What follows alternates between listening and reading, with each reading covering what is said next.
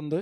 ఉదయకాల ప్రార్థనలో ఎక్కువ సమయం ఒకరోజు కేవలం ఈ యొక్క స్తుతి అనేటువంటి దాని మీదే మన దృష్టి నిలుపుదాం. మనం స్తుతించాలి. కొంతమంది పాడడం నేర్చుకోవట్లేదు, స్తుతించడం నేర్చుకోవట్లేదు, కొంతమంది ప్రార్థన చేయటం నేర్చుకోవట్లేదు. ఇంకెందుకు మీరు? ఇది కరెక్ట్ కాదు. స్కూల్కి వెళ్తున్నామంటే అక్కడ మనకు చెప్పే విషయాలు నేర్చుకుంటేనే కదా. అయితే స్కూల్లో మనం టై కట్టుకున్నంత మాత్రాన, షూ వేసుకున్నంత మాత్రాన, యూనిఫామ్ వేసుకున్నంత మాత్రాన, పుస్తకాలు పట్టుకెళ్ళిపోయినంత మాత్రాన అక్కడ హాజరైతే పడుతుంది, కానీ మనకు మాత్రం ఒక అక్షరం కూడా మన కడుపులోకి ఏమాత్రం ఉండదు. అలా ఉండకూడదు. దేవుని వాక్యాన్ని ప్రియులారా మనము హృదయపూర్వకంగా చదివేవారిగా ఉండాలి. దేవుని మాట మనం గౌరవించే వాళ్ళగా ఉండాలి. అసలు దేవుడు అంటే గౌరవం ఉంటే ప్రార్థన గురించి మీకు చెప్పాల్సిన అవసరం రాకూడదు. మాటికి మనం ఎందుకు గుర్తు చేసుకుంటున్నామంటే కేవలం నామకార్థంగా వచ్చి వెళ్ళిపోతున్న పరిస్థితులు. దయచేసి ఈ 2వ మాసంలో దేవుడు మళ్ళీ నేను రానిచ్చాడు. మీకు ఒక విషయాన్ని మీకు తెలియచేయటానికి నేను ఆశపడుతూ ఉన్నాను. సమయం చాలా విలువైంది. ఈ దినం ప్రియులారా ప్రభువు మనకిచ్చారు అని అంటే మన పట్ల దేవునికి ఉన్న ఉద్దేశాన్ని గమనించి మన యొక్క జీవితాన్ని మనం ప్రభు దగ్గర ఒకసారి పరిశీలన చేసుకోవాలి. నా ఉద్దేశ్యం నెరవేరుతా ఉందా? దేవుని ఉద్దేశ్యం నెరవేరుతా ఉందా? నా పట్ల నా ఇష్టం నేను నెరవేర్చుకుంటున్నానా? దేవుని ఇష్టం నెరవేరుస్తున్నానా అనేది మనం ఆలోచన చేసుకోవడం కోసమే ఈరోజు ఈ యొక్క సమయం దేవుడు మనకిచ్చాడు అని నేనైతే నమ్ముతున్నాను. దయచేసి మీరు దేవుని పరిశుద్ధ లేఖనంలో నుంచి ఒక మాటను మనం చదువుదాం. మనకందరికీ సుపరిచితమైనటువంటి వాక్య భాగం 1 కొరింథీ పత్రిక 11వ అధ్యాయము. 1 కొరింథీ పత్రిక 11వ అధ్యాయము 23 నుంచి 29 వరకు మనం చదువుదాం. 23 నుంచి 29 వరకు మనం చదువుకుందాం. నేను మీకు అప్పగించిన దానిని ప్రభువు వలన పొందితిని. ప్రభు అయిన యేసు తాను అప్పగింపబడిన రాత్రి ఒక రొట్టెను ఎత్తుకొని కృతజ్ఞతాస్తుతులు చెల్లించి దాన్ని విరిచి, ఇది మీ కొరకైన నా శరీరము, నన్ను జ్ఞాపకం చేసుకొనుటకై దీన్ని చేయుడని చెప్పాను. ఆ ప్రకారమే భోజనమైన పిమ్మట, ఈ పాత్ర నా రక్తం వలనైన క్రొత్త నిబంధన, మీరు దీనిలోని త్రాగునప్పుడల్లా నన్ను జ్ఞాపకం చేసుకొనుటకై దీన్ని చేయుడని చెప్పాను. మీరు ఈ రొట్టెను తిని ఈ పాత్రను త్రాగునప్పుడల్లా ప్రభు వచ్చే వరకు ఆయన మరణమును ప్రచురించుదురు. ప్రభు యొక్క రొట్టెను తినును లేక ఆయన పాత్రలను త్రాగును వాడు ప్రభు యొక్క శరీరమును గురించియో రక్తమును గురించియో అపరాధి అగును. ప్రతి మనుష్యుడు తను తాను పరీక్షించి చూసుకొనవలెను.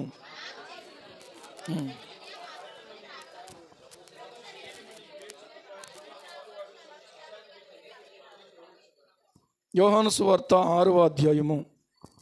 యోహాను సువార్త 6వ అధ్యాయము 49-50 వచనాలను మనం చదువుదాం. జీవాహారము నేనే, మీ పితరులు అరణ్యములో మన్నాను తినను చనిపోయిరి. దీన్ని తినువాడు చావకుండునట్లు పరలోకము నుండి దిగి వచ్చిన ఆహారము ఇదే. దేవుడి పరిశుద్ధ లేఖన భాగాలను మన వినికిడిలో దీవించునుగాక. చిన్న మాట ప్రార్థన చేసుకుందాం. పరిశుద్ధుడైన తండ్రి, నీ కృతజ్ఞతలు చెల్లిస్తున్నాం. ఎన్నో మా ప్రభు అవిధేయతలు మాలో ఉన్నప్పటికీ మాటికి మీ వాక్యం చేత హెచ్చరిక చేస్తూ తప్పిదాన్ని ఒప్పుకున్నట్లుగా మా హృదయం మనస్సాక్షి మా మీద నిరారోపణ చేస్తున్నప్పుడు పరిశుద్ధాత్ముడు మమ్మల్ని ఒప్పింప చేస్తున్న ఈ యొక్క రక్షణ ఏర్పాటును బట్టి, రక్షణ కొనసాగింపును బట్టి, రక్షణలోని ఎదుగుదలను బట్టి నీకు మనసారా స్తుతి చెల్లిస్తున్నాం. ఇంకనూ మేము ప్రభువా బలహీనులం కాకుండా మమ్మల్ని బలపరచమని ప్రార్థిస్తున్నాం. ఇంకనూ మేము అపనమ్మకస్తులం కాకుండా నమ్మకస్తులుగా నిలబెట్టమని ప్రార్థిస్తున్నాం. ఎక్కడ మేము తప్పిపోతున్నామో ఈ విషయాలను ప్రభువా నీ సన్నిధిని మేము ఎరిగి దిద్దుబాటు చేసుకొని మరలా తిరిగి ప్రభువా నూతన జీవాన్ని నీ యొక్క సన్నిధిలో పొందుకోవడానికి సహాయం చేయండి. ఇది జీవం పొందుకోవడానికి మాకు మీరు ఇచ్చినటువంటి సమయమే తండ్రి. ప్రభువా మేమెవరము కూడా పాపములలో అపరాధములలో ఉండి చచ్చిపోయిన వారుగా ఉండకూడదు నాయన. నీ కుమారుడైన క్రీస్తు అనుగ్రహించినటువంటి జీవముతో మేము ప్రభువా బ్రతకాలి. నీకు స్తోత్రం చెల్లిస్తున్నాం. మేము మా తండ్రి నీలో క్రీస్తులో వేరు పారి స్థిరపడి ప్రభువా మేము మా తన ఇంటి వలె కట్టబడుచు ప్రభువా క్షేమాభివృద్ధికరంగా మేము జీవించాలి నాయన. నీ రాకడకు సిద్ధపడిన వారుగా మేము ఉండాలి ప్రభువా. మీరు మాకు అందరికీ మీరు సహాయం చేయండి. యేసు ప్రభు నామములో చెరివచ్చిన బిడ్డలందరినీ పేరు పేరున దీవించి మాతో అందరితో కూడా మీరు మాట్లాడమని ప్రార్థించి స్తుతించి వేడుకుంటున్నాం మా పరమ తండ్రి. ఆమేన్, ఆమేన్. పరిశుద్ధ లేఖన భాగం ఎప్పుడూ చదివేదే కదా అని ఎప్పుడు అనుకోవద్దు. ఒక మాట చెప్తాను, మన యొక్క విశ్వాస జీవితం చాలా విలువైంది. కొన్నిసార్లు మనం నిర్లక్ష్యం చేత కొన్ని తప్పుటడుగులు వేస్తూ ఉంటాం. కొన్నిసార్లు అపవాది మనలను తప్పుటడుగులు వేయిస్తూ ఉంటాడు. కొన్నిసార్లు లోకము మనల్ని తప్పుదారి పట్టిస్తూ ఉంటుంది. నిజానికి ప్రభు వాక్యాన్ని ధ్యానిస్తూ మన యొక్క జీవితాలను శుద్ధిపరచుకోవడం కోసం ప్రియులారా ఎప్పుడూ కూడా మనం సిద్ధంగా ఉండాలి. శుద్ధి చేసుకోవటం, సిద్ధపాటు కలిగి ఉండటం, ఈ రెండు చాలా ముఖ్యం. ఇంటికి రాగానే బయట నుంచి మనం ఏం చేస్తాం? బయటనే ముందు కాళ్ళు చేతులు శుభ్రం చేసుకొని, ముఖం శుభ్రం చేసుకొని అప్పుడు కానీ ఇంటి లోపలికి అడుగు పెట్టాం. ఒకవేళ మరలా భోజనం చేసే దగ్గరకు వచ్చేటప్పటికి మళ్ళీ చేతులు మళ్ళీ కడుక్కొని ఆ డైనింగ్ టేబుల్ దగ్గర కిందనో లేకపోతే మనం కూర్చుంటాం. మనం తినే పళ్ళాన్ని కూడా మనం ఏం చేస్తాం? అబ్బాయి మనం 2 రోజులు అయిందని కడిగేసే ఉందా అని ఒకవేళ అలా పెట్టుకుని తినేయు, దాన్ని కూడా మళ్ళీ శుభ్రం చేసుకుంటాం. కాబట్టి ఒకవేళ ప్రియులారా మన జీవితంలో ఈ లోకంలో మన శరీర సంబంధమైన ఆరోగ్యం కోసం, మన యొక్క బలం కోసం మనము ఈ రీతిగా చేస్తున్నప్పుడు ఆత్మ సంబంధమైనటువంటి జీవితం కోసం, ఆత్మ సంబంధమైన బలం కోసం ఖచ్చితంగా ఏం చేయాలంటే మనలను మనం పరీక్షించుకోవాలి, శుద్ధి చేసుకోవాలి. ఇది దేవుని వాక్యంలో ప్రభువు చెప్పినటువంటి మాట. ఎప్పుడైనా సరే ఈ మాట ఎప్పుడు మర్చిపోవద్దు. శుద్ధి ఉండాలి, సిద్ధపాటు కూడా మనకు ఉండాలి. హల్లెలూయా.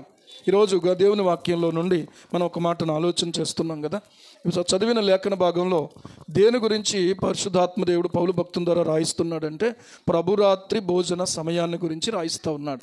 ఈ ప్రభురాత్రి భోజన సమయం పరిశుద్ధాత్మ దేవుడు ప్రియులారా పౌలు గారికి బయలుపరచగా, పౌలు భక్తుడు ప్రభు వలన పొందినటువంటి ఆ ప్రత్యక్షతను 1 కొరింథీ పత్రిక 11వ అధ్యాయంలో ఆయన ఎత్తి మరొకసారి జ్ఞాపకం చేస్తూ ఉన్నాడు. ప్రభు చెప్పిందే, ప్రభు చేసిందే, కానీ వారు చేసే విషయంలో వాళ్ళు ఏమవుతున్నారు అని అంటే విఫలమైపోతూ ఉన్నారు. కొరింథు సంఘము అన్యులు, మనకలాగే.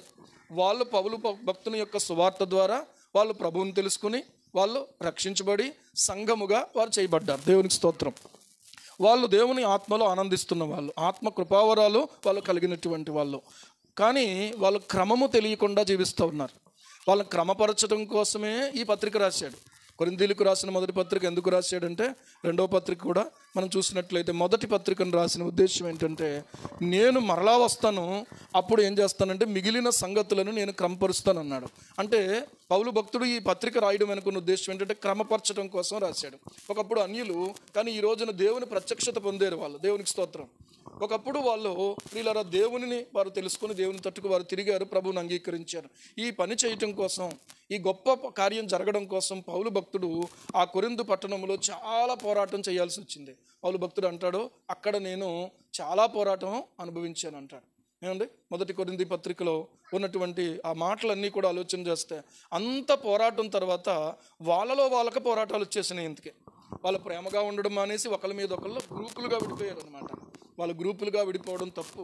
మీరు ఏ గ్రూపుగా ఉండాలంటే క్రీస్తు ప్రభు గ్రూపుగా ఉండాలి. కానీ నేను పౌలు వాడను, నేను కేఫా వాడను, నేను లేకపోతే అపోల్లో వాడను అని చెప్పి 3 గ్రూపులుగా మీరు విడిపోతున్నారు. చూసారా? పౌలు ఎవడో, అపోల్లో ఎవడో, లేకపోతే ఇంకా కేఫా ఎవడు? వీరందరూ ఎవరంటే దేవుని పరిచారకులు. పౌలు నాటితే అపోల్లో నీరు పోసాడు. వృద్ధి కలుగజేసిన వాడెవరు? దేవుడే. కాబట్టి ఆయనలో ఉన్నటువంటి మీరు ఈ రీతిగా ఉండకూడదు. రెండో విషయానికి వస్తే, మీలో పాపము చోటు చేసుకుంది.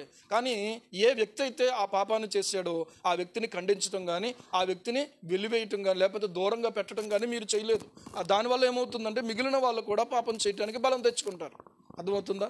పైగా ఇంకా కొంతమంది ఏం చేస్తున్నారంటే, విశ్వాసులైనటువంటి వాళ్ళు సంఘములో మాట్లాడుకోవాల్సిన విషయాలు అన్యుల దగ్గరికి వెళ్ళి మాట్లాడుకోవాల్సి వస్తూ ఉంది. వాళ్ళు చెప్తేనే వీళ్ళు వినే పరిస్థితి వచ్చింది. ఈ రోజున ఆలోచన చేస్తే మిమ్మల్ని దేవుడు దేవదూతలకు తీర్పు తీర్చువారిగా నియమించాడు. కానీ ఈ రోజున మీరేం చేస్తున్నారంటే అన్యుల దగ్గరికి మీరు తీర్పుల కోసం వెళ్తూ ఉన్నారు. ఇది సరైన ఆలోచన కాదు. దయచేసి మీరు ఇలాంటి ఆలోచనలు మానుకోండి. మీరు గొడవలు పెట్టుకోవడం ఏంటి? అసలు గొడవలు పెట్టుకోవడమే తప్పు. ఒకరినొకళ్ళు ప్రేమించాలి. ఒకరి ఎడల ఒకరు ప్రియులారా ఒక మంచి మనస్సుతో ఒకరికంటే ఒకరు యోగ్యులుగా ఎంచుకోవాలి. వరాలు దేవుడిస్తే ఒకడేమో ప్రవచన వరమే గొప్పదంటాడు, ఒకడేమో భాషల వరమే గొప్పదంటాడు, ఒకడేమో ఈ 2 కాదు అద్భుత కార్యాలు చేసే వరమే గొప్పదంటాడు. ఆ వరం దేవుడు నాకు ఇచ్చాడు కాబట్టి మీరు ఆఫ్టర్ ఆల్ అంటాడు. అర్థమవుతుందా? 1 కొరింథీ పత్రిక 12వ అధ్యాయంలో వరముల విషయంలో ప్రస్తావన చేసి, పరిశుద్ధాత్ముడు ఇచ్చాడు రా బాబు, అందరికీ అది ప్రయోజనకరంగా ఉండాలి. దేవునికి స్తోత్రం కలుగును గాక. ఒకరిని చిన్న చూపు చూడడానికి దాన్ని ఉపయోగించకూడదు. అది దేవుని కృపతో నీకు దొరికింది. ఆ కృపతో దొరికినటువంటి వరాన్ని కృపకు లోబడి, అర్థమవుతుందా? కృపతో దేవుడు ఇచ్చాడు కనుక నేనేదో పెద్ద ఈ రోజుల్లో కొన్ని మాటలు మాట్లాడుతున్నారు, తోపులంట. అలాంటి పెద్ద ఏదో ఒక ఉన్నతమైన స్థితిలో అన్నట్టుగా మనం ఆలోచించుకుని ఇతరులంతా ఆఫ్టర్ ఆల్ అన్నట్టుగా మనం అనుకోవడానికి వీల్లేదు. ఎందుకంటే పరిశుద్ధాత్ముడు దుఃఖపడుతున్నాడు నీలో నుంచి. పరిశుద్ధాత్ముడు ఏం చేస్తున్నాడో నీలో నుంచి దుఃఖపడుతున్నాడు. నీకు వరం ఉందా, అది క్రమముగా వాడాలి. దేవునికి స్తోత్రం కలుగును గాక. అర్థమవుతుందా? ఒక అల్లరిగా, ఒక గొడవలుగా ప్రియులారా అలా చేయొద్దు దయచేసి. సమస్తమును మేలు కలుగునట్లుగా, క్షేమాభివృద్ధి కలుగునట్లుగా క్రమముగాను మర్యాదగాను జరగనివ్వండి. భాషలు మాట్లాడండి. ప్రవచనం చెప్తున్నారా చెప్పండి. స్వస్థత కార్యాలు దేవుడు చేస్తున్నాడా, నీకు దేవుడు వరం ఇచ్చాడా, వరం. కానీ ఆ వరాన్ని హైలైట్ చేయకూడదు. ఆ వరాన్ని ఏం చేయకూడదంటే హైలైట్ చేయకూడదు. వరమును హైలైట్ చేయకూడదు. పరిశుద్ధాత్ముడు మనకు ఇచ్చినటువంటి వరమును బట్టి ప్రభువే హైలైట్ అవ్వాలి. దేవునికి స్తోత్రం కలుగును గాక. ఈ రోజున జరుగుతున్న విషయాన్ని గమనించుకోవాలి మనం. ప్రియులారా, కొంతమంది ఈ రోజున కొరింథీ సంఘాన్ని చూస్తే ఎలాగున్నారంటే వాళ్ళు ప్రభు బల దగ్గరకు వస్తున్నారు. ఇంకా కొంతమంది ఏం చేస్తున్నారంటే లోకం యొక్క ఒత్తిడి వల్ల, లేకపోతే ప్రియులారా వాళ్ళకి సరైన అవగాహన లేకపోవడం వల్ల, విగ్రహార్పితమైన దాంట్లో ఏమీ లేనప్పుడు తింటే ఏం పోయిందని తినేసే వాళ్ళుగా కొంతమంది ఉన్నారు. అర్థమైందా? అందుకనే పౌలు భక్తుడు అంటున్నాడు, ప్రభు బల్లలో అలాగే మీరు ఆ విగ్రహారాధన అర్పితమైనటువంటి ఆ యొక్క విగ్రహారాధన సంబంధమైన దేవత బల్ల మీద మీరు చేయి వేయడానికి వీల్లేదు. ఎందుకంటే మనం ప్రభువునకు రోషం పుట్టించేవారం అవుతా ఉన్నాం. ఏంటి, ఎక్కడ మనం చేయి వేస్తున్నామో మనం ఒక ప్రత్యేకించబడినటువంటి వాళ్ళం. దేవునికి స్తోత్రం కలుగును గాక. కనుక ఈ సమయంలో ఏం చేయాలి అని అంటే ప్రియులారా, మీరు ప్రభు బల్లలో పాలు పొందుతున్నారా, ఆ బల్లలో లేకపోతే ఆ విగ్రహార్పితమైన దాంట్లోకి మీరు వెళ్ళకూడదు. అలాగైతేనే మీరు కరెక్ట్గా దేవుని వాక్యానుసారంగా ప్రభు బలలో పాలు పొందుతున్నట్టు. అయోగ్యత అంటే అర్థం ఏంటంటే పాపం వాళ్ళలో ఉంచుకొని. ఏమండి, ఒకడు ఏం చేసేటంటే ఈ కొరింథీ సంఘములో తండ్రి భార్యను ఉంచుకున్నాడంట. ఎంత దారుణం అది! అసలు ఉంచుకోవడమే తప్పు. అలాంటిది ఒక తండ్రి భార్యను మరి తన తల్లిగా భావించుకోవలసినటువంటి ఆమెను ఉంచుకున్నాడట. వాడిని ఎవరూ ఏమంటలేదు.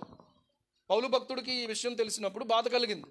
ఏమండి, ఖండించాడు, పత్రిక రాశాడు, తిమోతితో పత్రికను పంపించాడు. దేవునికి స్తోత్రం కలుగును గాక. ఇగో తిమోతిని మీ దగ్గరకు పంపుతున్నాను. ఒకవేళ మీరు ఈ పత్రిక ద్వారా కరెక్ట్ అయ్యారా సరే, లేకపోయినట్లయితే నేను మీ దగ్గరకు బెత్తం పట్టుకొని వస్తానన్నాడు. దైవజనుడి చేతిలో ఏముండాలంటే దండమే కాదు, బెత్తం కూడా ఉండాలి. దేవునికి స్తోత్రం. మన కాపరి చేతిలో ఏమున్నాయి తెలుసా?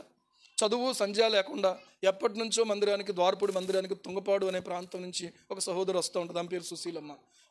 ఇక్కడ గుళ్ళేవేంటి, ఇక్కడ ఈ లేవా ఇక్కడ సేవకులు లేరా, అవును మరి మీరే లేదే సంఘం అని చెప్పేసి ఆవిడతో మాట్లాడితే ఆవిడ ఒక సందర్భంలో ఒక మాట చెప్పిందట, మా పాస్టర్ గారి దగ్గర దుడ్డుకర ఉంది అందుకే వెళ్తున్నాను అన్నట. దేవునికి స్తోత్రం.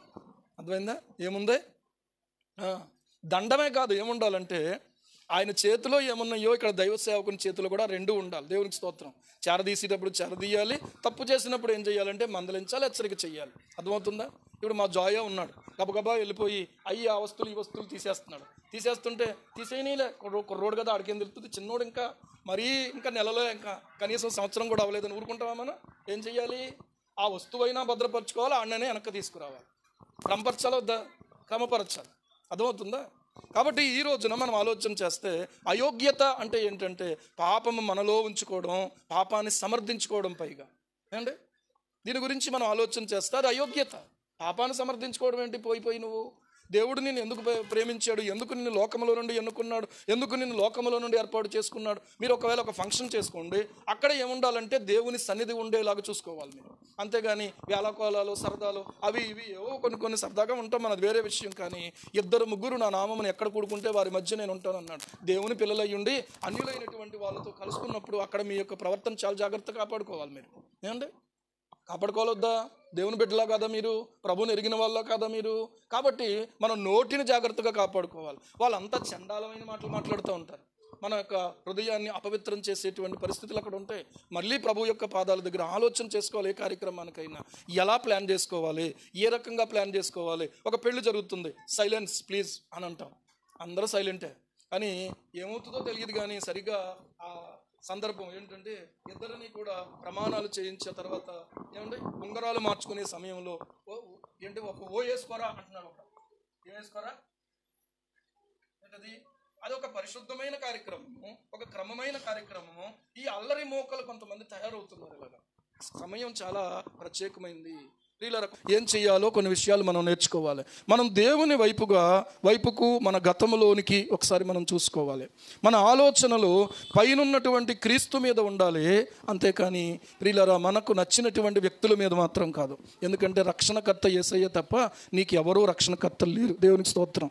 ఆయన దగ్గరికి నడిపించడానికి, ఆయనలో నిన్ను బలపరచడానికి దేవుడు తన సేవకులను, తన బిడ్డలను దేవుడు నీకు కొంత ప్రోత్సాహకరంగా ఉండడం కోసం దేవుడు ఇచ్చాడు. కానీ నీ చూపు ఎక్కడ ఉండాలంటే క్రీస్తు మీద ఉండాలి, క్రీస్తు మీద ఉండాలి. చాలా కాలం క్రితం భూమిపై మన కొరకు మరణించటం ద్వారా ఆయన మన కొరకు ఏం చేశాడో దాన్ని ప్రియులారా మనం తెలుసుకుంటూ ఉండాలి, ఆలోచన చేస్తూ ఉండాలి. తలంపులలో, ఆలోచనల్లో ఇదే మన మనసుల్లో ఉండాలి. ఈరోజున ఆలోచన చేస్తే మన యొక్క విశ్వాస జీవితం స్థిరంగా ఉండాలంటే నీవు క్రీస్తు ప్రభువు మీద కట్టబడాలి. దేవునికి స్తోత్రం కలుగునుగాక. హల్లెలూయా. మొదటి పాయింట్ ఇది. ప్రభురాత్రి భోజన సమయంలో ఈ కార్యక్రమం విషయంలో దేవుని వైపుకు మనం చూడాలి. మన గతంలోనికి ఒకసారి మనం చూసుకోవాలి. అంటే గతం అంటే ప్రభువుని ఎరక్కముందున్న స్థితి, ప్రభువును ఎరక్కముందున్నటువంటి స్థితి. అప్పుడు మన మాటలు ఎలాగున్నాయి, ఇప్పుడు అలాగున్నాయా అంటే ఏమవ్వలేదన్నమాట. అప్పుడు మన ప్రవర్తన ఎలాగుంది, ఇప్పుడు అలాగుందంటే అంటే ఎక్కడ మన జీవితంలో. ఇప్పుడు చూడండి, మీరు ఒక బ్యాంకులో డబ్బులు తీసుకోవడానికి ఏటీఎం పెట్టిన వెంటనే మీ ఫోన్కి ఏమొస్తుంది చెప్పండి? ఓటీపీ వస్తుంది. ఓటీపీ ఏం చేయాలి? ఆ కోడ్ని మీరు ఎంటర్ చేస్తే అప్పుడు మీకు అది ఓపెన్ అవుతుంది. దేవునికి స్తోత్రం. లేకపోతే ఏమవుదో, ఓపెన్ అవ్వదు.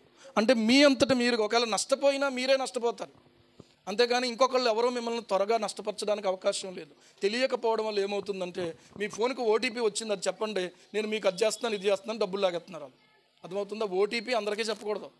ఎవరికైనా నమ్మకమైనటువంటి వ్యక్తులకు. ఒక బ్యాంక్కి వెళ్ళాం, అక్కడ అడిగారు, దేనికి సంబంధించి అడుగుతున్నారో ఆ వ్యక్తి ఎవరో, ఆ అవసరం ఏంటో అది చూసుకొని ఏం చేయాలి, ఆ ఓటీపీని మనం పాస్ చేయాలి, చెప్పాలి. లేకపోతే మనం చెప్పకూడదు. ఓటీపీ నువ్వు చెప్పిన తర్వాత నీ బ్యాంకులో డబ్బులు పోయినాయి అంటే దానికి నువ్వే కారణం, కానీ బ్యాంకు వాళ్ళు కారణం కాదు. అర్థమవుతుందా? అంటే ఇప్పుడు కావాలని మనం ఏం చేస్తున్నాం, నష్టం మనం కొని తెచ్చుకుంటున్న వాళ్ళుగా ఉన్నాం. ఈరోజు మన జీవితంలో కూడా ఆలోచన చేస్తే ఇంకా నీ మాటలు మారలేదు, ఇంకా నీ ప్రవర్తన మారలేదు, ఇంకా నీ ఆలోచన విధానం మారలేదు, ఇంకా నీ బ్రతుకు ఇంతకు ముందులాగే ఉన్నది అని అంటే నువ్వేం చేస్తున్నావంటే దేవుని వాక్యానికి చోటు ఇవ్వట్లేదు, దేవునితో నువ్వు సహవాసం సరిగా చేయట్లేదు. నీకున్న సహవాసం లోకంతో, నీకున్న సహవాసం సంఘముతో లేదు. వీళ్ళ కనుక ఏమవుతుందంటే మార్పు లేని జీవితమే కంటిన్యూ అయిపోతూ ఉంది. మార్పు లేని జీవితమే కంటిన్యూ అయిపోతూ ఉంది. ఒకవేళ కొంచెం మార్పు వచ్చిందా, దేవునికి స్తోత్రం. మరికొంతగా ఇంకా నాలో మార్పు రావాలి అని మనం ఆశించాలి. అంతేకాని ప్రియులారా ఇంత మటుకు చాలని అనుకోకూడదు. అయ్యి బాబో నేను ఎలాంటి వాడినండి, ఎలా మారిపోయినండి. అవును, మారాలి. మారుతూ మనం ఏం చేయాలంటే యేసయ్య పోలికగా మనం మార్పు చెందవలసిన వారమై ఉన్నాం. హల్లెలూయా. ఎవరెవరిలాగానో కాదు, ఎవరి పోలికగా మార్చబడాలి మనం. 2 కొరింథీ పత్రిక 3వ అధ్యాయం 18వ వచనం ఒకసారి మనం చదువుదాం. చూడండి, అక్కడ చెప్తా ఉన్నాడు ఒక మాట. ఏమంటున్నాడు? మనమందరమును ముసుగులేని ముఖముతో ప్రభువు యొక్క మహిమను అద్దము వలె ప్రతిఫలింప చేయుచు మహిమ నుండి అధిక మహిమను పొందుచు ప్రభువగు ఆత్మ చేత ఏం చేస్తున్నాము, ఆ పోలికగానే మార్చబడుచున్నాము. హల్లెలూయా. అర్థమవుతుందా? ఏ పోలికగా? ప్రభువు పోలికగా మనం మార్చబడుతున్నాం. మన మాటలు ప్రభువు మాటలుగా, మన మనస్సు ప్రభువు మనస్సుగా, మన యొక్క చర్యలు ఆయన చర్యలుగా ప్రియులారా మారవలసినటువంటి ఆ స్థితిలోనికి మనం ఎదగాలి. ప్రభువా నేను ఇంకా మారాలి నాయన అని మనం కోరుకోవాలి. కోరుకుంటే నీకంటూ ఒక ప్రత్యేకత ఉండాలి. గొంగల పురుగు సీతాకోక చిలుకగా మారడానికి గొంగల పురుగుల నుంచి అది ఏమైపోవాలంటే వేరైపోవాలి మొత్తం, అంతేనా? దాంట్లోనే ఉండి దాంతోనే తిరుగుతూ ఉంటే దీనికి సావత్తు, దానికి సావత్తు.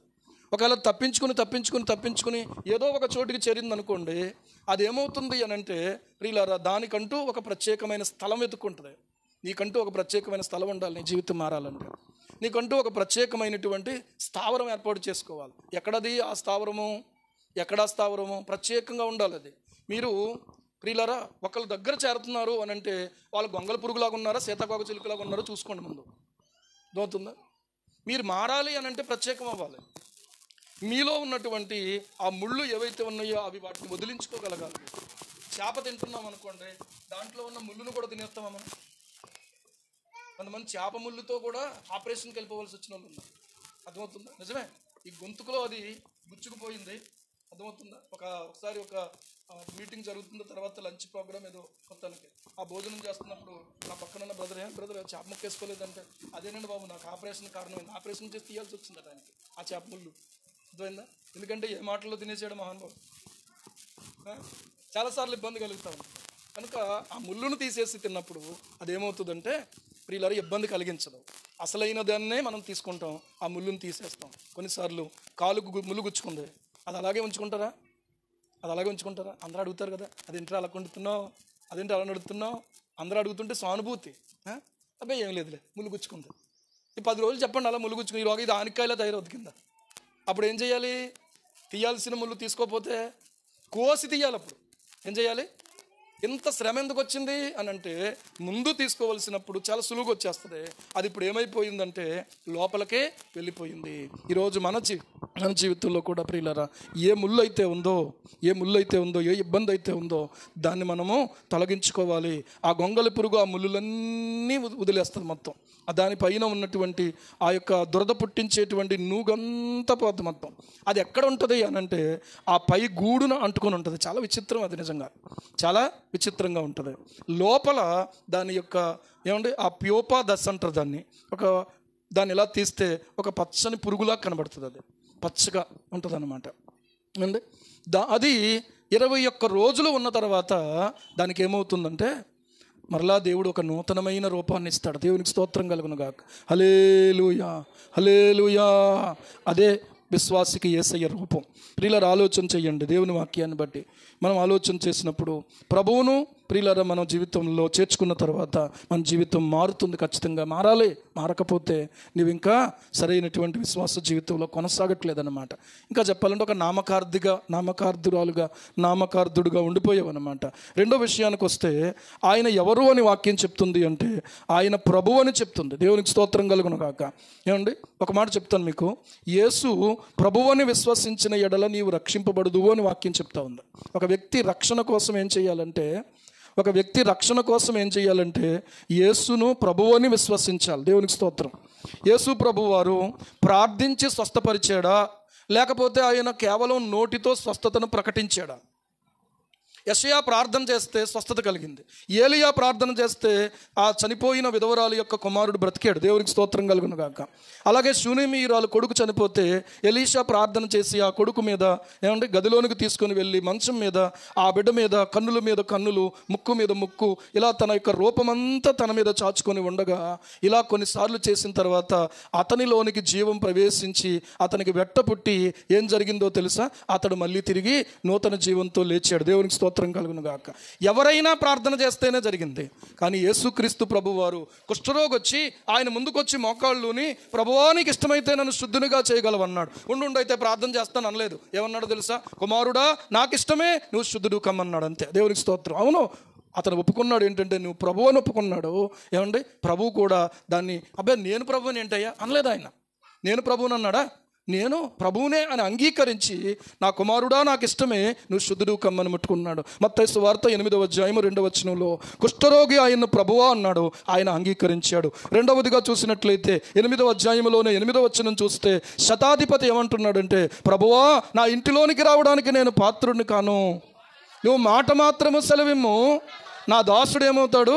స్వస్థపరచబడతాడు. ఇక్కడ ఎవరంటున్నారు అని అంటే శతాధిపతి అంటున్నాడు. 100 మంది సైనికుల మీద అధికారి అంటున్నాడు ఈ మాట. అయ్యా నీ మాటకు ఎంత పవర్ ఉందో నాకు తెలుసు, నీకెంత అధికారం ఉందో నాకు తెలుసు.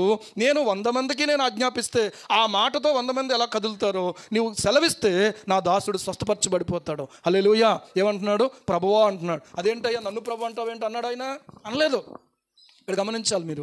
ఆయన ప్రభువు అనేటువంటి విషయాన్ని ఖచ్చితంగా నీవు విశ్వసించవలసిన వాడవై ఉన్నావు. ఒక అధికారికి ఆయన ప్రభువు అని ఒప్పుకునే మనసు కలిగింది, ఒప్పుకునేటువంటి యోగ్యత కలిగింది. దేవునికి స్తోత్రం కలుగును గాక. ఆయన ప్రభువు అని ఒప్పుకున్నాడు శతాధిపతి. ఆ తర్వాత మీరు చూస్తే ఆయన వెంబడిస్తున్నారు శిష్యులు. ఆయన వెంబడిస్తున్నారు శిష్యులు. అదే అధ్యాయంలో మీకు ఈ మాటలు తెలియచేస్తూ ఉన్నాను. ప్రియులారా ఎక్కువ మనం రిఫరెన్స్లు చూసుకోవడానికి టైం లేదు. కానీ మత్తయి సువార్త 8వ అధ్యాయము 25వ వచనం, వారు ఆయన యొద్దకు వచ్చి ప్రభువా నశించిపోవచ్చున్నాము, మమ్మను రక్షించుమని చెప్పి ఆయనను లేపిరి. ఇప్పుడు వాళ్ళు ఏమంటున్నారు? ప్రభువా అంటున్నారు. ఎవరెల్లో? ప్రభువును విశ్వసించి ప్రభువును అంగీకరించి ప్రభువుతో సహవాసం చేస్తూ ప్రభువుతో కలిసి సేవలో నడుస్తున్న వాళ్ళు. ఇప్పుడు ఒక అపాయం వచ్చింది, ఒక తుఫాను ఆ యొక్క దోణి మీదకి వచ్చింది. ఆ దోణిలో ప్రభువు ఉన్నాడు. ఆ ప్రభువుని వాళ్ళు అంటున్నారు, ప్రభువా మేము నశించిపోవచ్చున్నాం. వాళ్లకు అర్థమైంది ఆయన ప్రభువు అని. దేవునికి స్తోత్రం కలుగును గాక. కానీ ప్రియులారు ఇక్కడ గమనించాలి. తర్వాత మరొక విషయాన్ని గమనించినట్లయితే ప్రభువు దేని మీద ప్రభువు అని అర్థమైందంటే తర్వాత ఆ గాలి తుఫాను మీద ఆయన ప్రభువు అని అర్థమైంది. దేవునికి స్తోత్రం. ఏ పరిస్థితికైతే భయపడుతున్నారో, ఏ యొక్క తుఫానుకైతే భయపడుతున్నారో, ఏ గాలికైతే వాళ్ళు భయపడుతున్నారో ఆ గాలితో ఆయన మాట్లాడుతూ ఉన్నాడు. గాలి తుఫాను నిమ్మలించన్నాడు. ఆయన ప్రభువు గనుక అవి లోబడిపోయి నిమ్మలించేసినాయి. చప్పట్లు కొట్టి దేవుని మహిమపరుద్దాం. హల్లెలూయా, హల్లెలూయా. ఆలోచన చెయ్యండి. గాలి తుఫాను ఆయనకు లోబడిపోయినాయి. ఈయన ఎలాంటి వాడో ఏంటి అసలు, ఒక మాట చెప్తే అలాగ అయిపోయినాయి అనుకుని ఆశ్చర్యపడిపోయారు. ఇదే ఆరాధన అంటే. దేవునికి స్తోత్రం కలుగును గాక. ఎంత గొప్ప దేవుడు అయ్యాను, ఎంత గొప్ప శక్తిమంతుడు అయ్యా. తర్వాత మనం చూస్తే అదే అధ్యాయంలో నాకు కనిపించింది ఏంటో తెలుసా, దయ్యములు పట్టినటువంటి ఇద్దరిని ప్రభు బాగు చేశాడు. దేవునికి స్తోత్రం. దయ్యములు పట్టినటువంటి ఇద్దరు మనుషులు సమాధిలో నుండి బయలుదేరి వస్తూ ఉంటే వాటికి ఆజ్ఞాపించాడండి. అవి వాళ్ళిద్దరిని వదిలి వెళ్ళిపోయినాయి.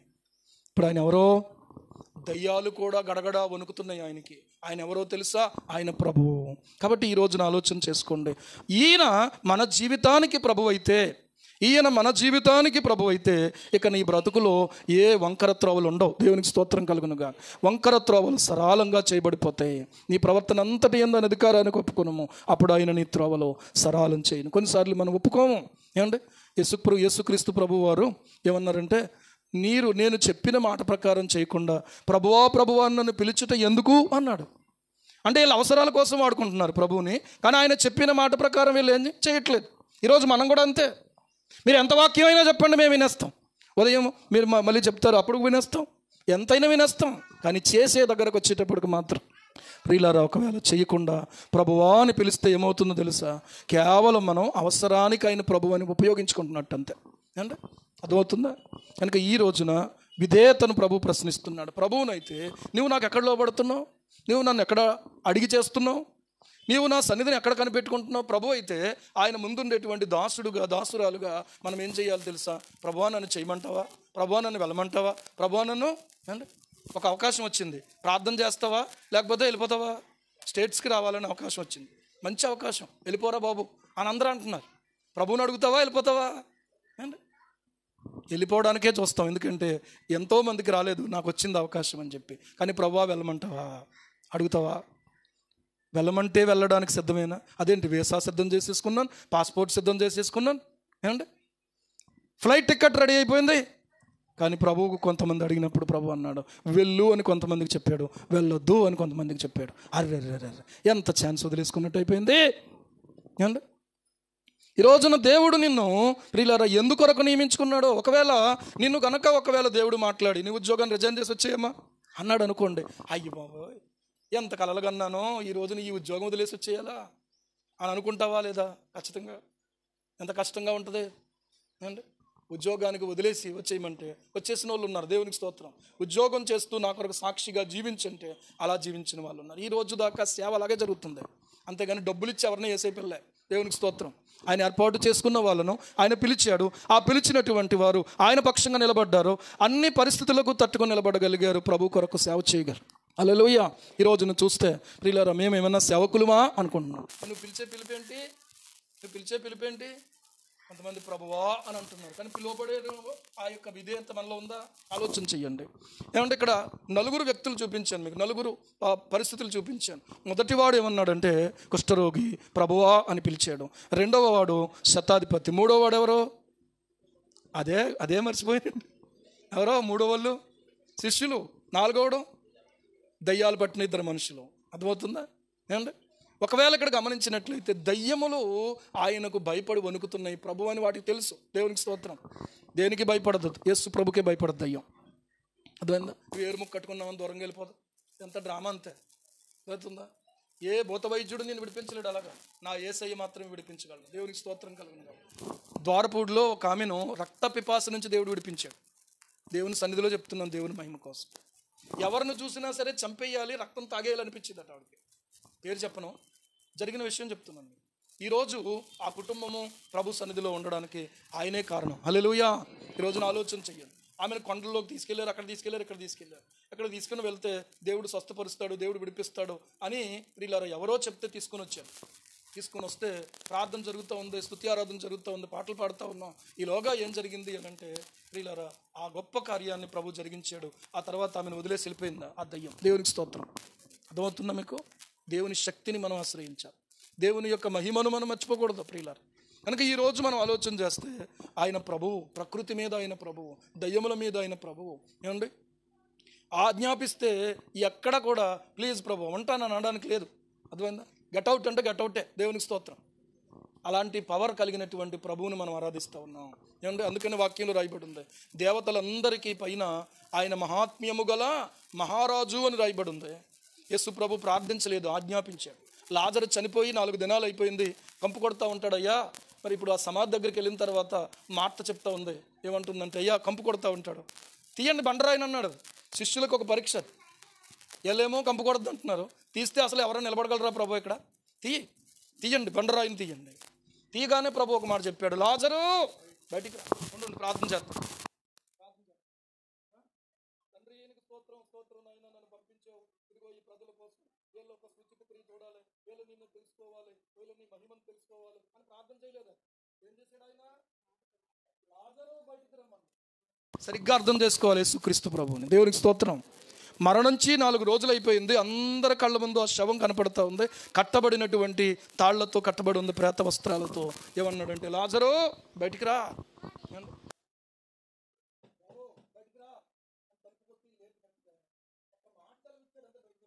తెలుసా? ఆయన జీవాధిపతి కాబట్టి. దేవునికి స్తోత్రం. జీవమునకు అధిపతి. ఆలోచన చెయ్యండి. ఆజ్ఞాపించాడు కానీ ప్రార్థన చేయలేదు. తండ్రి వీరేమి చేయుచున్నారో వీరు ఎరుగరు కనుక వీరిని క్షమించమని ప్రార్థన చేశాడు కానీ పొరపాటు అయిపోయింది తండ్రి అని ప్రార్థన ఎప్పుడు చేయలేదు. ఎక్కడైనా చేశాడా? చేయలేదు. తప్పు చేయని వాడు, క్షమించమని అడగని వాడు నా దేవుడు యేసుక్రీస్తు ప్రభువారు. హల్లెలూయా. కనుక ఈ రోజున మన తప్పులను క్షమించడానికి, మన పాప స్వభావమును పోగొట్టడానికి, నూతనమైన జీవితాన్ని నీకు ఇవ్వడానికి ఆయన శక్తిమంతుడనే విషయం మర్చిపోవద్దు. జాగ్రత్త, జాగ్రత్త. ఈ రోజున ఆలోచన చేసుకోండి ప్రియులారా. ఆయన శక్తిమంతుడు. ఏదో చెప్తున్నాడు, ఏదో వాగుతున్నాడు అనుకోకండి. ఈ 2 పాయింట్లు గుర్తుపెట్టుకోవాలి. 3వ పాయింట్ మనం ఆలోచన చేస్తే ఆయన ఎవరు అంటే రక్షకుడు. ఈ రోజున మన దేశంలో ప్రియులారా దశావతారాలు ఉన్నాయి, 33 కోట్ల దేవతలు ఉన్నారు. ఇక్కడ ఒక మాట చెప్తున్నాను, యేసుక్రీస్తు ప్రభు చెప్పినట్టు ఎవరో చెప్పలేదు. యేసుక్రీస్తు ప్రభు జన్మించినట్టు జన్మించలేదు, ఎవరు జీవించలేదు, ఎవరు మానవ పాపముల కొరకు తను తాను అర్పించుకోలేదు, మరణించి తిరిగి లేవలేదు. కనుక ఇది కేవలము యేసుక్రీస్తు ప్రభు మాత్రమే చేసింది. ఆయన మాత్రమే రక్షకుడు. ఒప్పుకోకపోయినంతలో ఇప్పుడు ప్రధానమంత్రి గారిని మనం ఒప్పుకోకపోవచ్చు, కానీ ఆయన ప్రధానమంత్రి కాకుండా పోతాడా? ఇప్పుడు రాష్ట్రపతి గారు అంటే పెద్దగా మనకు అంత తెలియకపోవచ్చు, లేకపోతే అంత గుర్తింపు లేకపోవచ్చు. కానీ ఈ టైంలో రాష్ట్రపతి ఎవరు అని ఒకవేళ ఒక ప్రశ్న వచ్చింది అనుకుంది, అప్పుడు ఎప్పుడో ఎవరో ఉన్నారు కదా, వాళ్ళంటే నాకు మహా ఇష్టం. ఏంటి ఆయన వెళ్ళిపోయాడు కదా, అబ్దుల్ కలాం గారు అని రాసే అనుకోండి, మార్కులు పడతాయా? ఆయన రాష్ట్రపతి కాదా? ఆయన మాజీ ఎక్స్ ప్రెసిడెంట్ ఆఫ్ ఇండియా. కానీ ఇప్పుడు ఉన్న వాళ్ళు ఎవరు? ద్రౌపది ముర్ము. ఆమె పేరే రాయాలి. ఏమండి, ఆమె పేరే రాయాలి. ఈ రోజున ఇది కూడా అంతే. రక్షకుడుగా యేసు ప్రభువును ఒప్పుకోకపోతే ఒప్పుకోని వాడికి నష్టం, కానీ ఒప్పుకున్న వాడికి నష్టం ఏమీ లేదు. దేవునికి స్తోత్రం కలుగునుగా. నేను ఒప్పుకోనండి, మానే, దానికే ఉంది. నువ్వు అంగీకరిస్తే అంగీకరించు, అంగీకరించకపోతే మానే. కానీ రక్షకుడు యేసుక్రీస్తు ప్రభువు వారు, ఆయన మాత్రమే చెప్పాడు మనుషులకు ప్రియులార రక్షణనివ్వడానికి ఆయన వచ్చాడు. ఆయన అంటున్నాడు ఏంటంటే, అనేకుల కొరకు విమోచన క్రయధనముగా నన్ను నేను సమర్పించుకోవడానికి వచ్చానన్నాడు. దేవునికి స్తోత్రం కలుగునుగా. హల్లెలూయా. అంటే అనేకులకు కొరకు ప్రాణమునివ్వడానికి నేను వచ్చానన్నాడు. మనుష్య కుమారుడు పరిచారము చేయించుకోవడానికి రాలేదు, కానీ పరిచారము చేయుటకును అనేకుల కొరకు విమోచన క్రయధనముగా ప్రియులారా ఆయన్ను ఇచ్చుకోవడానికి ఆయన వచ్చాడు. ఈ రోజున ఎరుగుండే అప్పగించుకున్నాడు, ఎరుగుండే పుట్టాడు, ఎరుగుండే జీవించాడు, ఎరుగుండే సిలువ వేయబడ్డాడు, ఎరుగుండే ముందే చెప్పాడు నేను తిరిగి లేస్తానని చెప్పి. దేవునికి స్తోత్రం. ఇలాంటి చరిత్ర, ఇలాంటి ప్రత్యేకత ఎవరికి లేదు. కనుక యేసుక్రీస్తు ప్రభువును ప్రియులారా రక్షకునిగా అంగీకరించినటువంటి వారు ఏమండి రక్షించబడతారు. దేవునికి స్తోత్రం. తప్పించబడతారు ఉగ్రత నుంచి, దేవుని ఉగ్రత నుంచి తప్పించబడతారు. గమనించవలసిన విషయం ఏంటంటే ఆయన ఎవరు అనంటే రక్షకుడు. 4వ పాయింట్ ఏంటంటే ఆయనను మనము జ్ఞాపకం చేసుకుంటూ బ్రతకాలి. దేవునికి స్తోత్రం. ఆయనను మనం ఏం చేయాలి?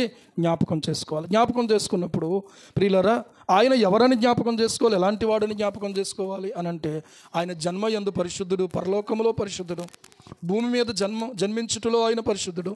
ఏమండి?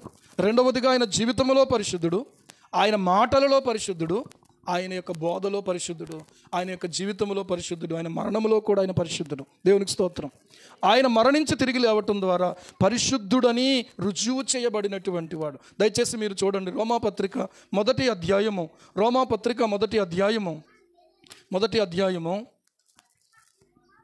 ఈ వచనాలన్నీ కలిసిపోయి ఉన్నాయి. ఇందులో ఒకటే మాట మనం చదువుకుందాం. 1, 2 నుంచి 7 వచనాలను ఉంది కదా, చూడండి. దేవుడు తన కుమారుడును, ఆ మాట నుంచి చదవండి, ఆ పదం నుంచి. దేవుడు తన కుమారుడును మన ప్రభువునైన యేసుక్రీస్తు విషయమైన ఆ సువార్తను పరిశుద్ధ లేఖనముల యందు తన ప్రవక్తల ద్వారా ముందు వాగ్దానము చేసెను.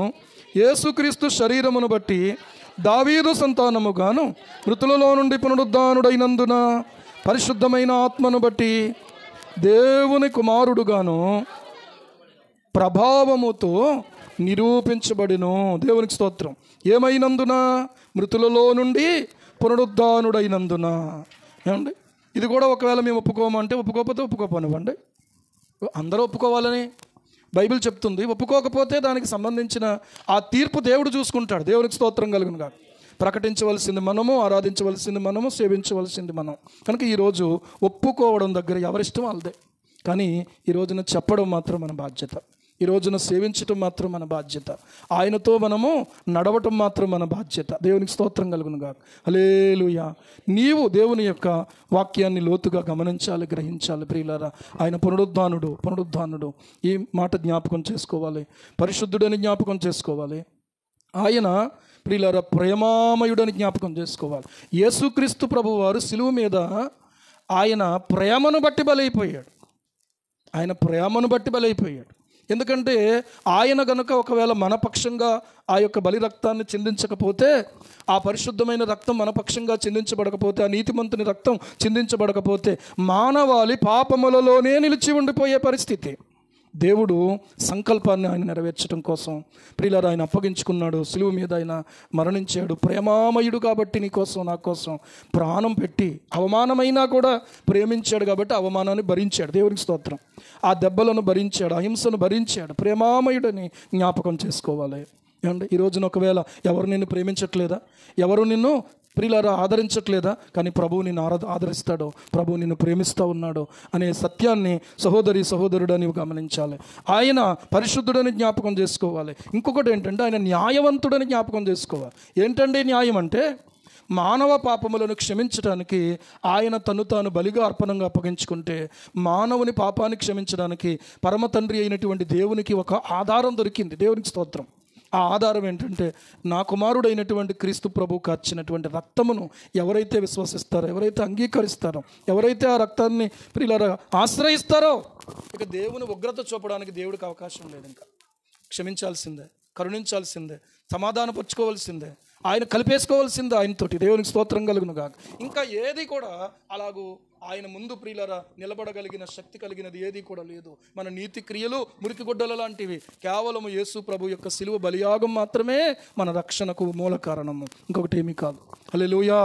ఆలోచన చెయ్యండి. దీన్ని బట్టి మనకు ఒక శుభప్రదమైన నిరీక్షణ ఉంది. అదేంటో తెలుసా?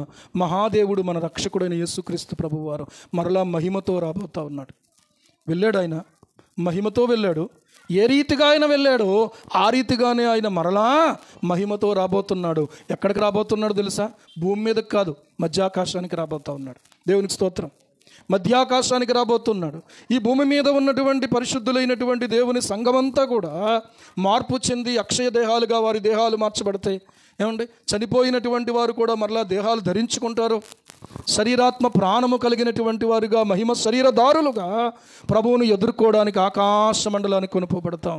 అటువంటి గొప్ప నిరీక్షణ దేవుడు మనకిచ్చాడు. దేవునికి స్తోత్రం. కనుక ప్రభువు వల్లలో పాలు పొందుతున్న మనం, ప్రభువు వచ్చే వరకు వస్తాడా రాడాయన?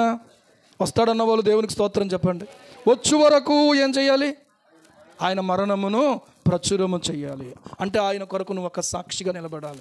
బాప్తిసం తీసేసుకున్నానండి, నమ్మేసుకున్నానండి, మందిరానికి వెళ్తున్నానండి, బైబిల్ కొనేసుకున్నానండి, సరిపోదండి. ఏం చేయాలి తెలుసా? ఏం చేయాలి తెలుసా? సాక్షిగా బ్రతకాలి. దేవునికి స్తోత్రం. సాక్షికి దెబ్బలు తగులుతాయి, సాక్షికి మాటలు పడాల్సి వస్తుంది, సాక్షికి శ్రమలు కలుగుతాయి, సాక్షికి ఇబ్బందులు కలుగుతాయి. అయినా కూడా మనం సాక్షులం కాబట్టి వాటిని భరించుకునే శక్తిని దేవుని ఆత్మ ద్వారా దేవుడు మనకు దయచేస్తాడు. అందుకని మీకు సూటిగా ఒక మాట చెప్తున్నాను, ఎవరైతే యేసు ప్రభు నామం నిమిత్తమో నింద పాలవుతారో, శ్రమల పాలవుతారో వారి మీద పరిశుద్ధాత్ముడు నిలిచి ఉంటాడట. వారు ధన్యులు అని దేవుని వాక్యం చెప్తుంది. హల్లెలూయా. వారు ధన్యులు అని వాక్యం చెప్తుంది.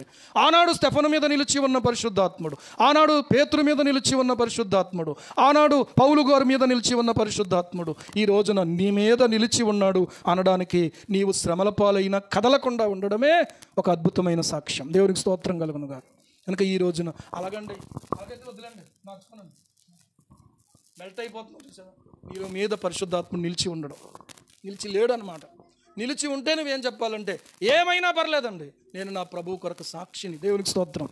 ఒక పాట కూడా ఉంది కదా, సాక్షిని నేను సాక్షిని అని. మనకి ఇలాంటి పాటలు మర్చిపోతుంటాం. ఆ మర్చిపోతే ఏమండి పరిశుద్ధాత్ముడు గుర్తు చేస్తున్నాడు. ఏమండి, నజరేతువాడా నిన్ను చూడాలి, నా యేసునాదా నిన్ను చేరాలి, నీదు రక్తధారలే నన్ను కడగాలి, నీదు సాక్షిగా నేను బ్రతకాలి. ఎలా బ్రతకాలి? ఆదివారం మందిరంలో, మిగిలిన టైంలో లోకంలో. ఇదా ఏమండి, నీదు సాక్షిగా నేను బ్రతకాలి. సాక్షి ఎక్కడైనా పని చేస్తుండొచ్చు, ఇంట్లో ఉండొచ్చు, బయట ఉండొచ్చు, వీధిలోకి వెళ్ళొచ్చు, ఏమండి పని చేసుకుంటూ ఉండొచ్చు, ఎక్కడైనా సాక్షి. దేవునికి స్తోత్రం కలుగును గాక. సిగరెట్ తాగలేదా, అక్కడ నువ్వు సాక్షి. నలుగురు కాలుతున్నారు, రే కాల్చరా, నో నో నో, నా ప్రభువు నన్ను మానిపించాడు, నేను ఆయనకు సాక్షి. దేవునికి స్తోత్రం. ఇదిగో ఈ లంచం తీసుకుని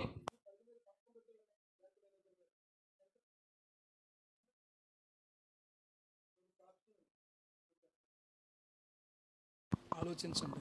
సాక్షులు ఎంతమంది ఉన్నారు ఈ లోకంలో ఆలోచిస్తే. ఏమండి, నమ్ముకున్నాను అందరూ ఓ ఏమండి praise the lord, praise the lord, praise the lord, okay బాగానే ఉంది.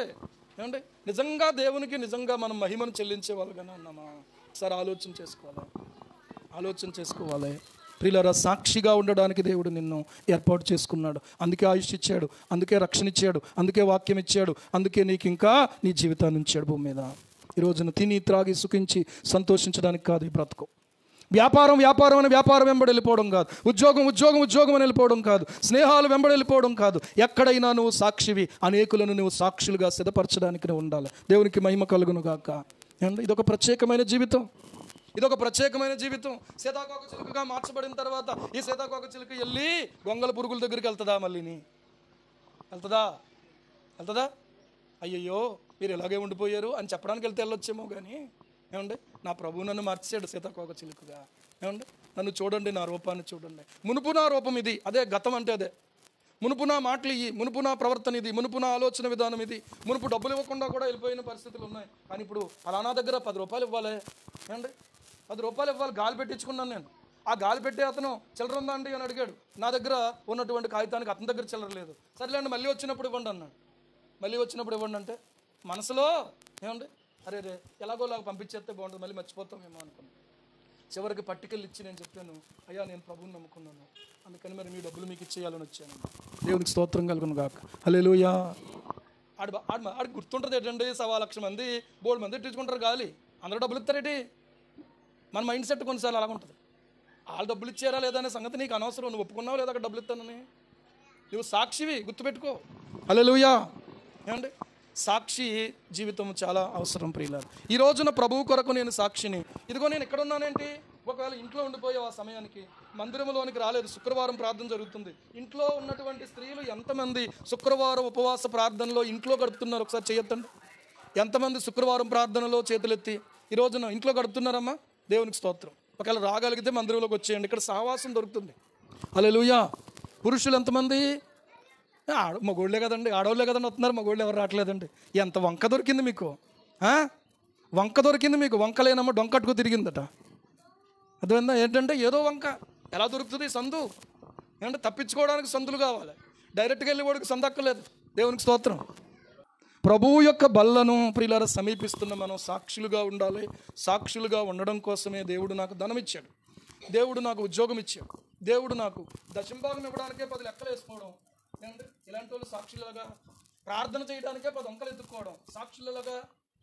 ఏమండి, నేను ఒకటే చెప్తున్నాను ఏంటంటే, సాక్షికి కావాల్సింది ఏంటంటే, నేను నా ప్రభువు నిమిత్తమే దేవుడు నన్ను భూమి మీద ఉంచాడు అనేది జ్ఞాపకం చేసుకోవాలి. హల్లెలూయా, హల్లెలూయా. ఇంకో మాట చెప్పనా, ఇక్కడ మనము రిజిస్టర్లో పడిపోయినంతలో సరిపోదు, ఇంకా ఎదర మనం ఎప్పటికీ కూడా సాక్షులుగా మనం జీవించాలి. బాధ్యత చాలా ఉంది. ఏమండి, మొదటి మాట ఏంటి, మన గతంలోనికి చూసుకుంటూ దేవుని వైపుకు మనం చూసుకుంటూ ప్రభువుని జ్ఞాపకం చేసుకోవాలి. రెండవది ఏంటంటే, ఆయన ప్రభువు అని జ్ఞాపకం చేసుకోవాలి. ఆయన సిలువ మీద ఉండడానికి ప్రియులారా, ఆయన రక్షకుడుగా ఉన్నాడు కాబట్టి నన్ను ప్రేమించి సిలువ మీద ఉన్నాడు. దేవునికి స్తోత్రం కలుగును. మనలో తొలగిపోయే నేచర్ మనలో ఉండకూడదు. మరొకరిని నిందించొద్దు దయచేసి. మీరు ఒకవేళ మీరు రాలేనందుకు నేను మిమ్మల్ని ఏమంటం లేదు, కానీ ఈ సమయం మీకు ఉపవాస ప్రార్థన సమయం కదా, ఈ సమయంలో దగ్గరున్న వాళ్ళు మాత్రం ఇలా ఎగ్గొట్టకండి. అర్థమైందా? ఇప్పుడు సుజాత పరిస్థితి ఏంటంటే, తను మెట్లెక్కి మందిరంలో కూర్చోవడమే గొప్ప విషయం. దేవునికి స్తోత్రం. తను ఇంట్లోనే కేవలం ప్రియులారా ప్రార్థన చేసుకునే పరిస్థితి ఉంది, కానీ దేవుని కొరకు ఒక సమర్పణతో ఆదివారం ఆరాధనలోకి మాత్రం రాగలుగుతూ ఉంది. తన పరిస్థితి ప్రియులారా మీకు లేదు కదా, మీ నడువులు బాగానే ఉన్నాయి కదా, మీరెందుకు? ఆవిడ వస్తుందా మీరు రావడానికే? పాస్టర్ గారు కూడా ఏమన్నారు, ఇంటి దగ్గర చేసుకోమన్నారు. ఇలా ఎగ్గొట్టకండి. ఏమండి, 10 రూపాయలు ఛార్జీ పోయింది మందిరంలోకి వచ్చి, పోనీ అవి 10 రూపాయలు ఎక్కడండి బాబు, పాతకాలం అండి. నేను అప్పుడప్పుడు బస్సు ఎక్కుతున్నాను, 40 రూపాయలు అవుతుంది నాకు దారిపూడి నుంచి సామకోట.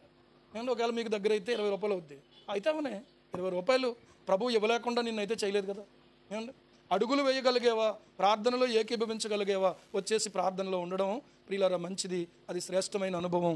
దేవుని సన్నిధిలో ఆలోచన చేసుకోండి. సీతాకోక చిలుకలన్నీ గుంపుగా ఉంటాయి కానీ గొంగళ పురుగుల్లో కలవు. మనం కూడా ప్రభు కొరకు ఒక ప్రత్యేకించబడిన వారిగా ఉండాలి. మరికొంతమందిని ప్రత్యేకించబడిన వారిని సిద్ధపరచడానికి దేవుడు మనకు ఈ సమయాన్ని ఇచ్చాడు. హల్లెలూయా. ఇంత స్పష్టంగా దేవుని వాక్యం ద్వారా ప్రభు మనతో మాట్లాడుతుంటే యోగ్యత ఏంటో నీకు అర్థమైందా? పరీక్షించుకున్నావా? ప్రభు యొక్క సన్నిధిని అలాగు చేసి, అవును నేను సాక్షినే అని ఒప్పుకుని ప్రభు బల దగ్గరికి రావాలి. నిన్ను బట్టే కదా నీ బిడ్డ, నన్ను బట్టే నా మనవడు. దేవునికి స్తోత్రం కలుగును కాదు. అండి, ఒకవేళ నేను అలా తీసుకొచ్చాను, పాస్టర్ గారు అంత గట్టిగా బల్ల గుద్దేసి ఊరికే మళ్ళీ అందరినీ అయితే కొల్లెరు చేసేసి సూపర్గా అది ఇది చెప్పేస్తారు ఏంటి, ఆడేటి అలా ఉన్నాడు ఏంటి, వాళ్ళైతే అలా ఉండొచ్చు మాట. తప్పు సేవకులను ఏమనకూడదు బాబు.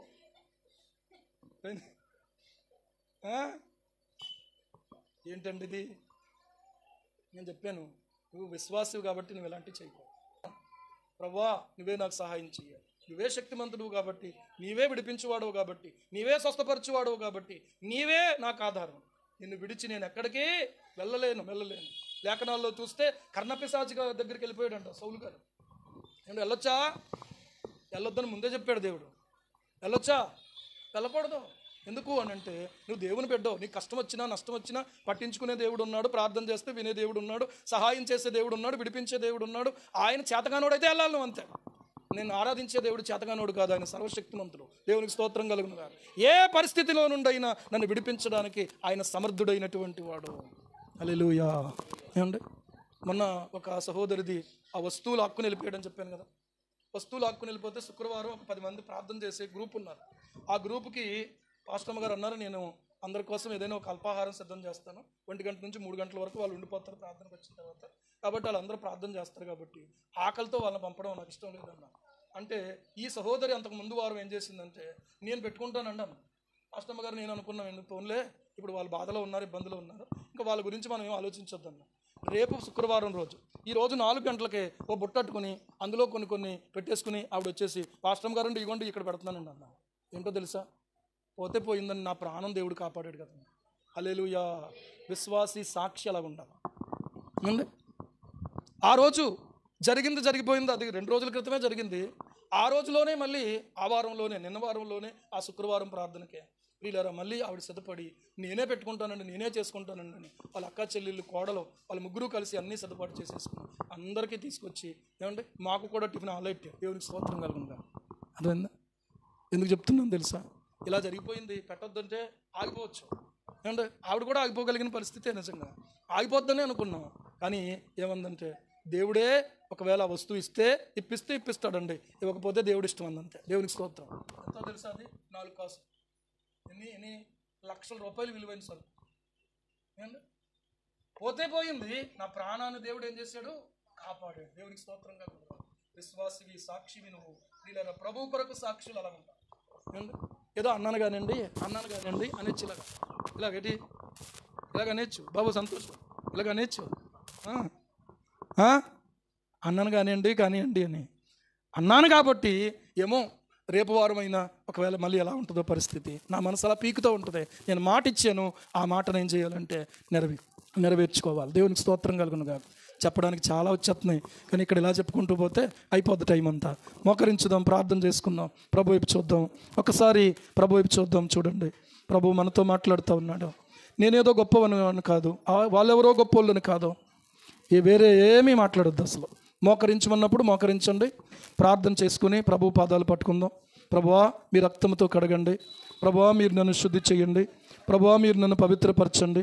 నీవు తప్ప మాకు వేరే ఆధారం లేదు ప్రభువా,